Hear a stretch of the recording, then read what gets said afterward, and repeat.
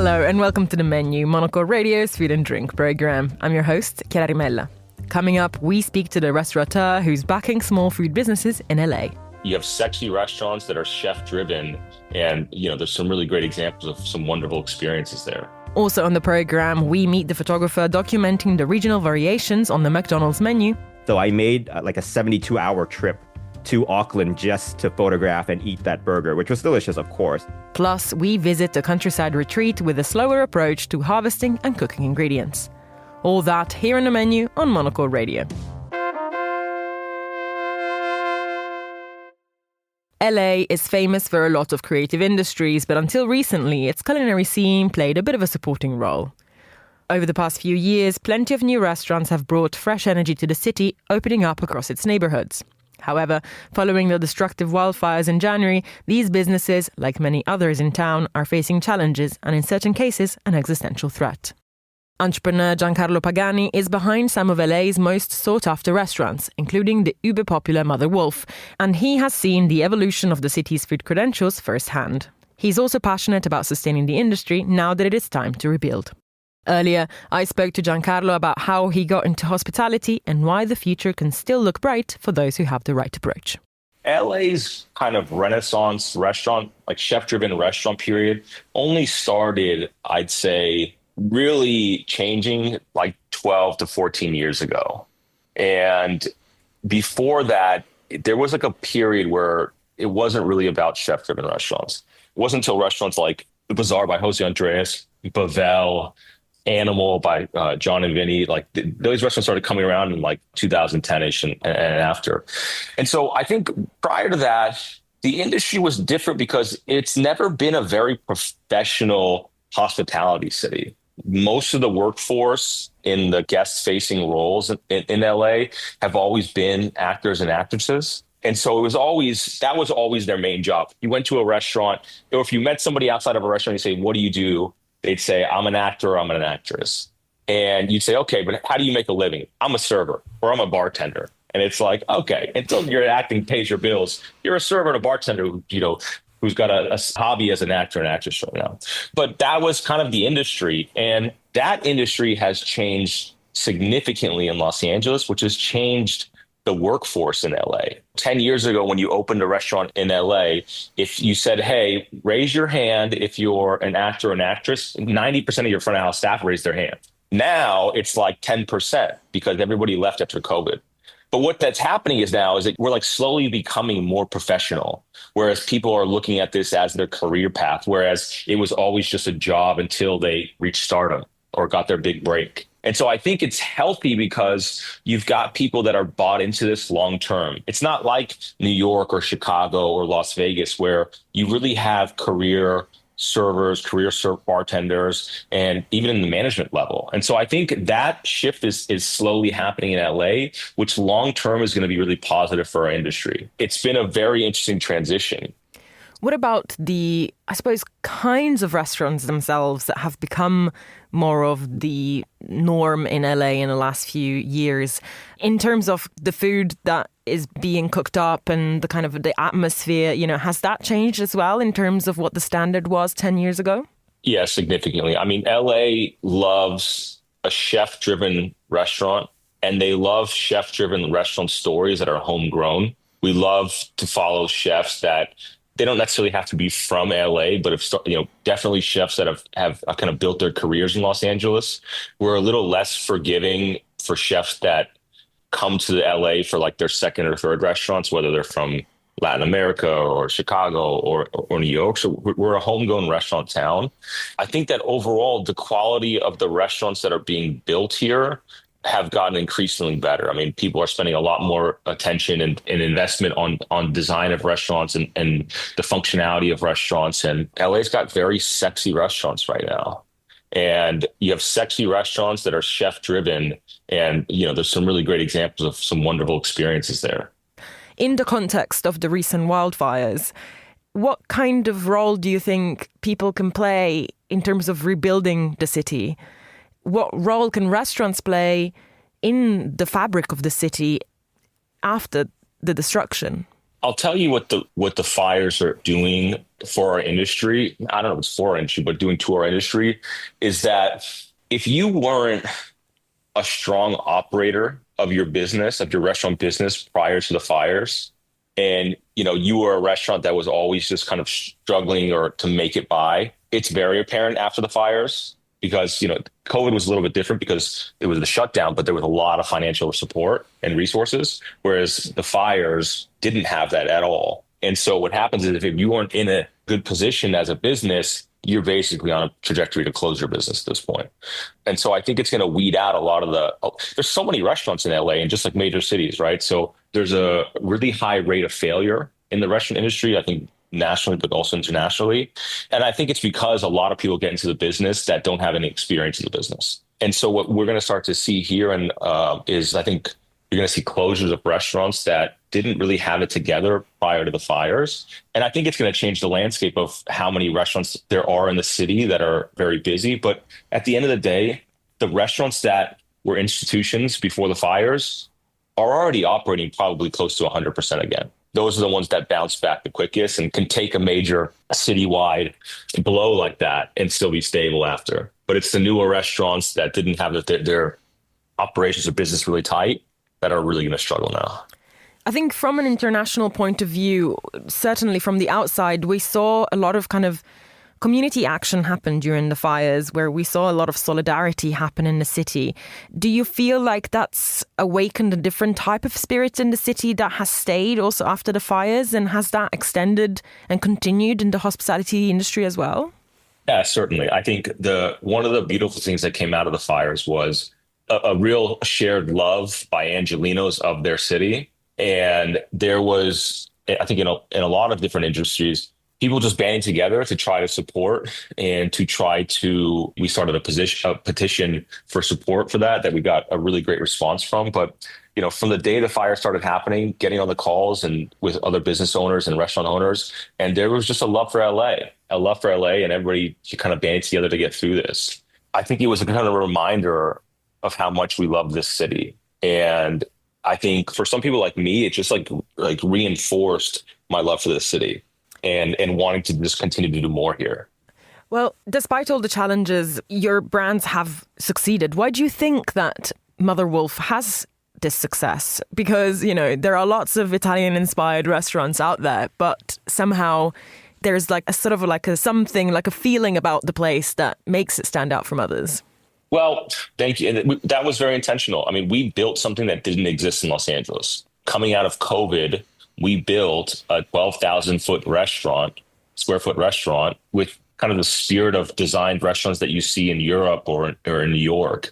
And it was big and grand and had this Italian glamour to it. And that was always the intention. And then we partnered with probably the most sought after chef in North America right now, who is Evan Funke. And so it was a combination of, we had this beautiful historic building that we acquired called the Citizen News Building, which was a historic building, Art Deco building from the 1930s that housed the Citizen newspaper. So it's this beautifully stunning Art Deco building. We converted the entire ground floor to a 12,000 square foot restaurant. We hired Martin Brzezinski, the designer from London, to build us this beautiful Italian brasserie. And we partnered with Evan Funke. And it was Evan Funke had just had major success for several years prior at his smaller restaurant in Venice Beach called Felix. And so everybody was waiting to see what he was going to do next. And so we were fortunate enough to be able to bring him on board as our culinary partner. And I think it was a combination of all these elements that really made it special. And no one saw it coming. No one saw what we were building.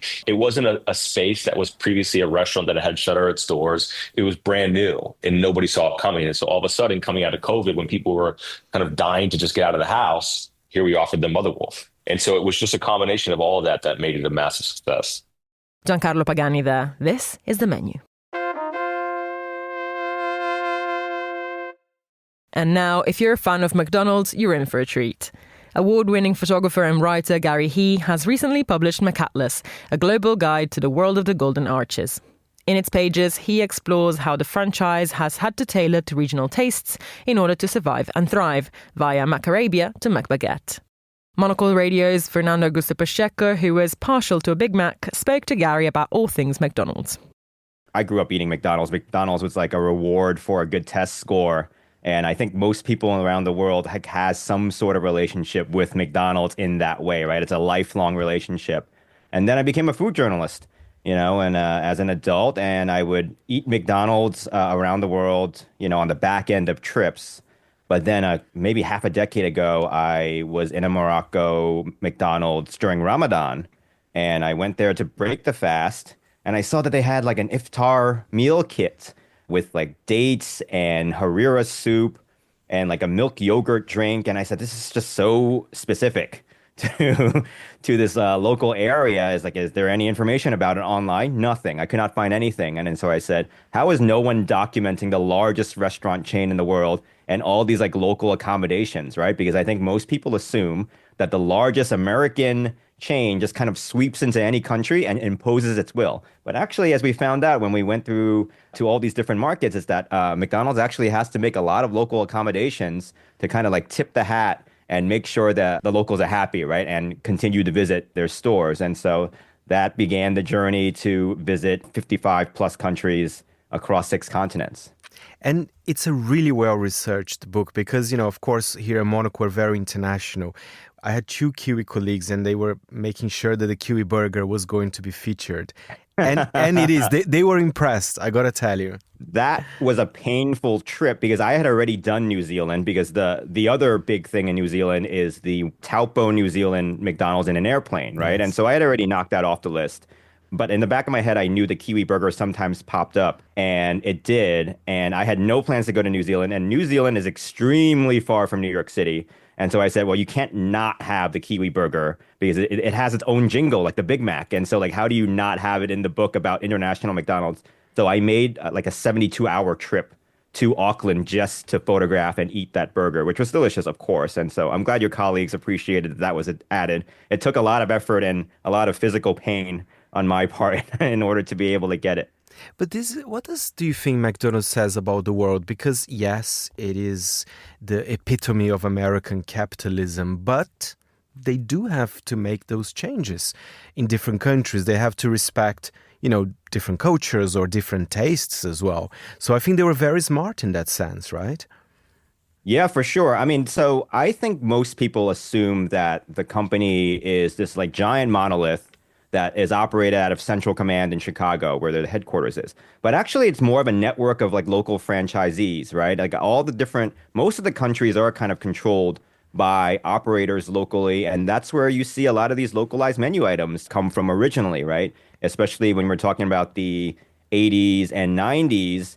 These local operators, they thought McDonald's was a great brand. And so they brought the McDonald's to their local country. But then they realized, hey, wait, we might need rice, right? We might need a spaghetti dish in the Philippines where, a sweet marinara spaghetti is a staple at kids' birthday parties because there's another local chain there that has it. And so it's those kind of things that I think led the corporate to discover that actually, no, we can't just kind of push through just McNuggets and Big Macs, even though they're beloved. You really have to make these local accommodations. And so I think that teaches you something about how even America or any other country that wants to like kind of impose its will on the rest of the world needs to behave, right? There needs to be a give and take in order to survive and thrive.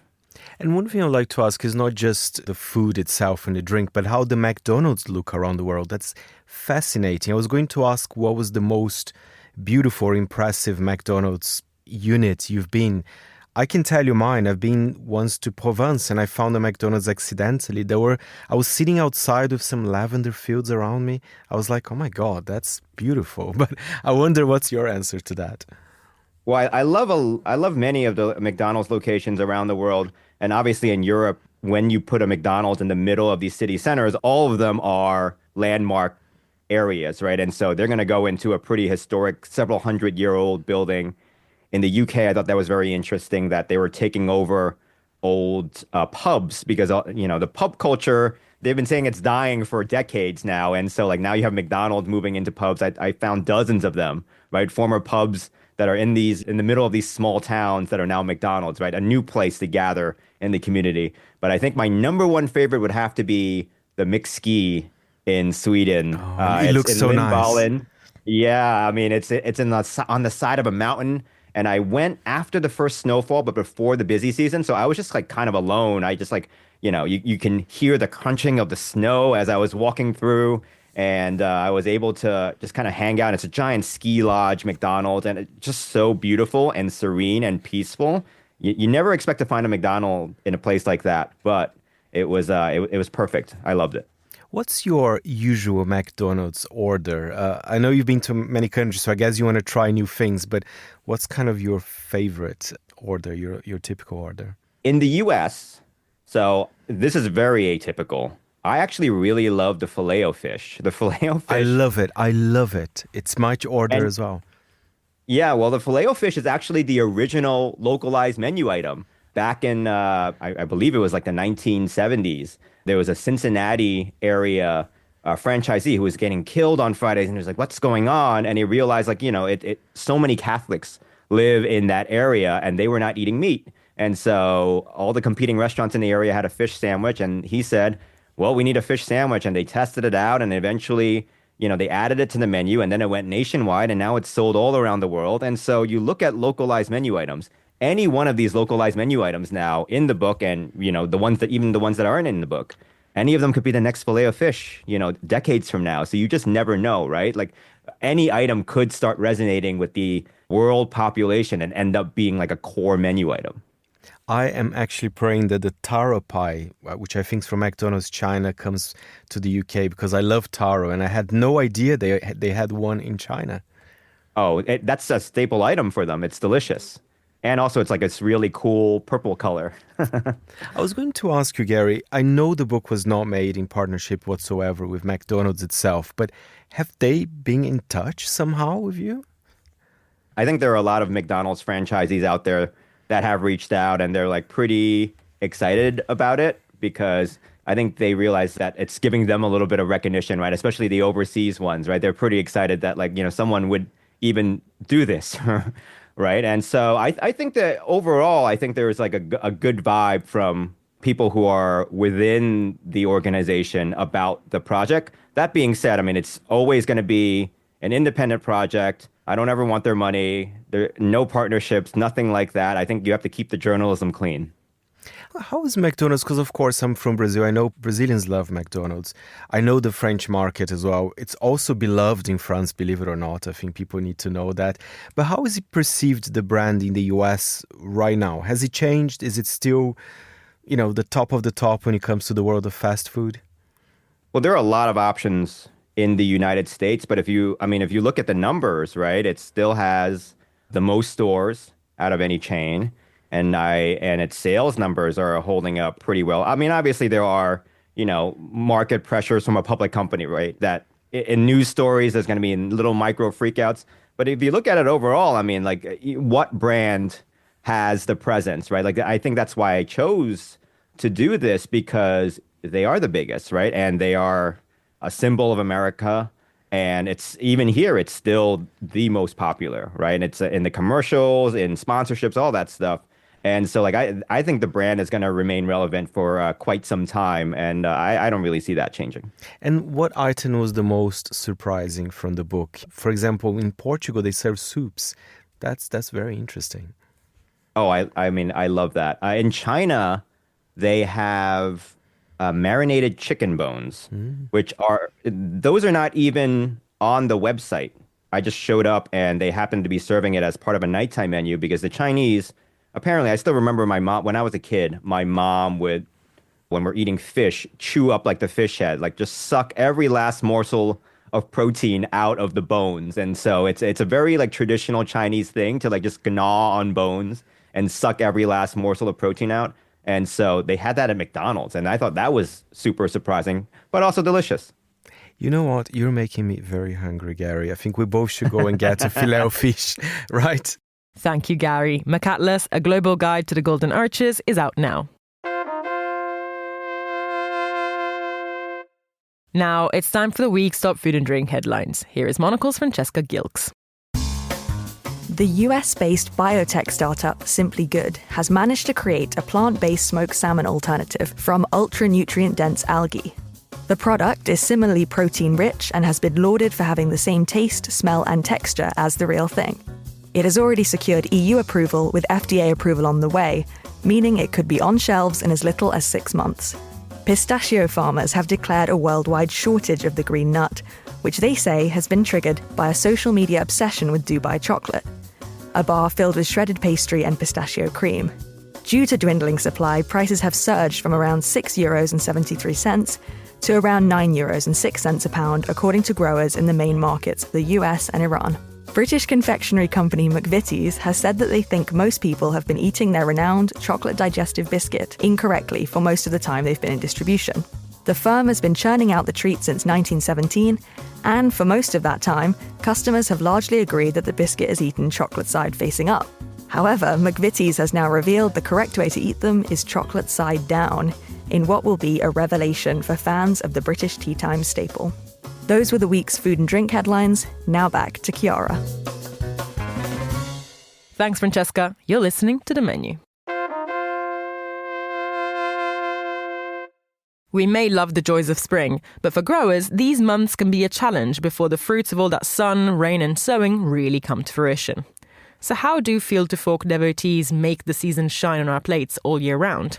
For Skye Gingle, chef of London's Spring Restaurant and culinary director of Heckfield Place, a bucolic hotel in Hampshire, that meant working hand in hand with grower Jane Scotter and her team. Lucy Hislop talks to them about dirt, food and a truly micro-seasonal approach. My name is Jane Scotter. I'm head market gardener at Heckfield Park Farm, and I'm also owner of Fern Verrow, which is a biodynamic farm in Herefordshire, some 120 miles away from here. At Fern Verrow, I've been growing for Skye and Spring Restaurant for 10 years now. And 6 years ago, or maybe a little tiny bit more than that, Skye asked me to come to Heckfield and help them to convert to some of their land to a market garden, a biodynamic market garden. As long as I'm working with Skye, that's my thing. I hate the word inspiration because everybody uses it all the time, but I am driven to work with her. We see lots of things in a very similar way. We're very different women, but we're very similar in other ways. And the drive for the beauty and for the hard work and for the sort of integrity of everything, that's us. And so I'm inspired by her.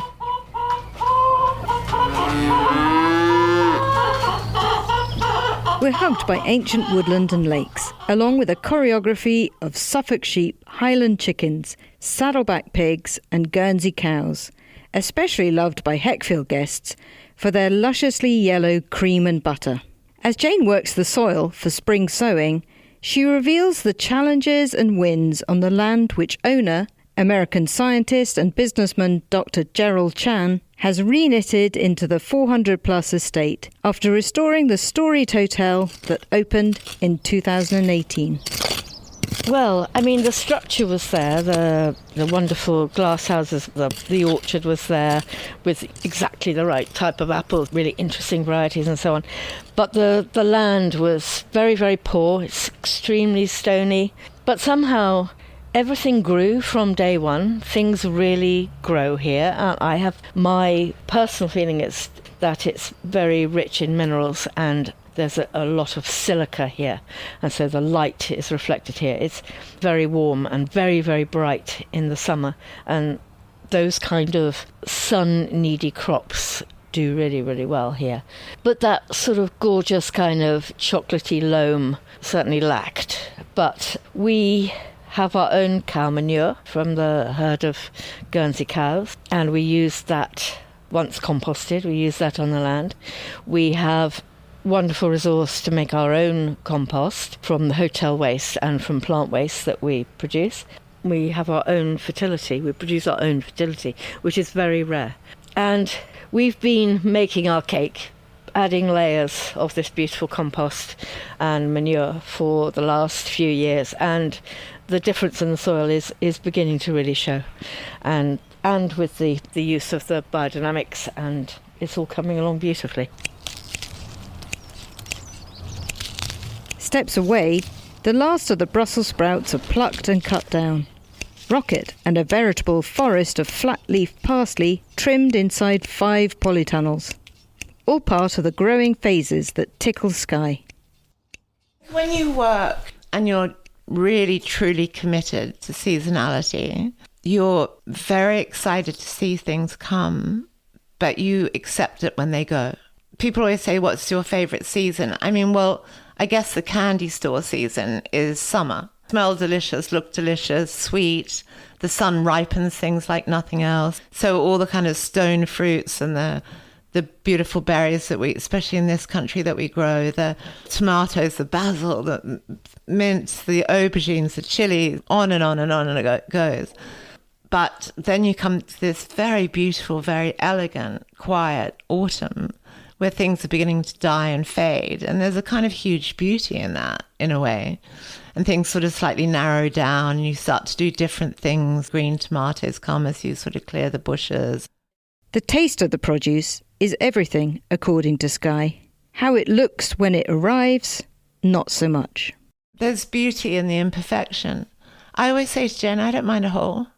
Why would I mind a hole in a piece of spinach? The deliciousness has always interested me, and the health of the planet. I can remember the one time that I knew that blew my mind and kind of completely changed my life was I was eating with my father when I was 18. I grew up in Australia, and I was going to go on a kind of, backpacking tour, and he was going away for business, and we traveled together, and we had lunch with some friends of his in a trattoria outside of Florence. And for dessert, they just brought a bowl of perfectly ripe peaches, and they were so magnificent. They were on shaved ice, so they were slightly chilled, and it was a hot day. And this sweet nectar that came into my mouth, it was a moment. So I started with deliciousness. I didn't start from the health angle. But what I kept on finding was that everything that was grown organically, firstly organically, tasted better. Think Roscoff tarte tatin with farm herbs, trout with wild garlic, fennel and roe beurre blanc, or rhubarb and muscat semifredo. And plenty more's coming up the well-worn path that connects the market garden to Marl, Heckfield's green Michelin-starred restaurant.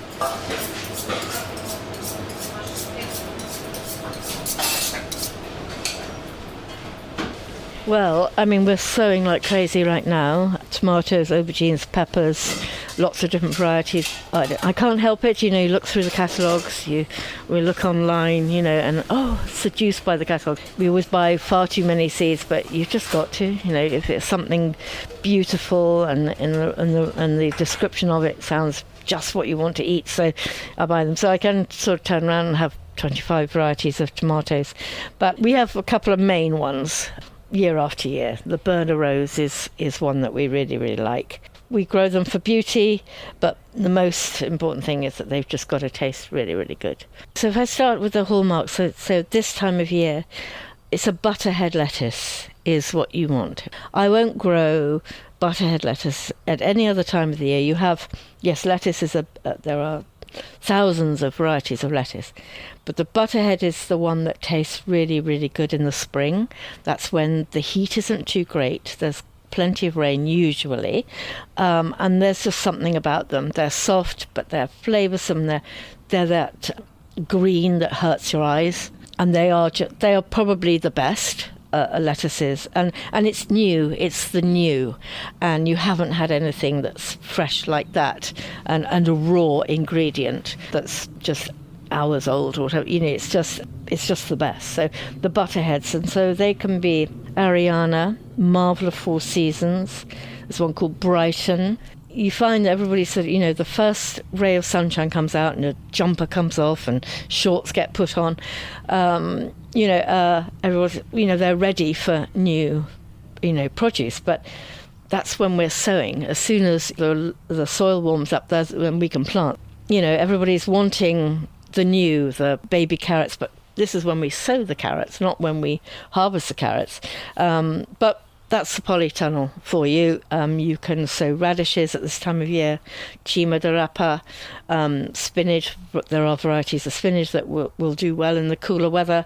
Lots of lettuce, lots of really beautiful green herbs, dill and chervil and tarragon and all these things. Coriander also. Yeah, salad crops and shoots and leaves, wild garlic that we gather from the woodlands here. There's a lot here. Nettle tops as well for those things, the tonic that we're all, really waiting for, that new stuff. I don't try to grow anything that won't taste good. So we're not going to grow citrus. We're not going to grow strawberries in winter because for the citrus, for example, it is so good from Italy and Spain and so on that we're just not going to grow anything that will taste even close to that. Whatever is grown in season in the right conditions and so on will always taste good. And drinks get in on the action. Back at the hotel, under a giant mirror ball in the elegant Moon Bar, today it's a cosmopolitan created from house-made cassis from the Market Gardens blackcurrants. For Monocle, in Hampshire, I'm Lucy Hislop. Thanks, Lucy. And that's all for this edition of The Menu. Remember that we are back with a new episode again on Friday at 2000 London time. That's at midday in San Francisco. Also, don't forget to tune into our spin-off show Food Neighborhoods for a tour of some of the world's tastiest destinations. I am Clarimella. This program was produced by Monica Lillis and our sound engineer was Flynn Simons. Thanks for listening and until next week.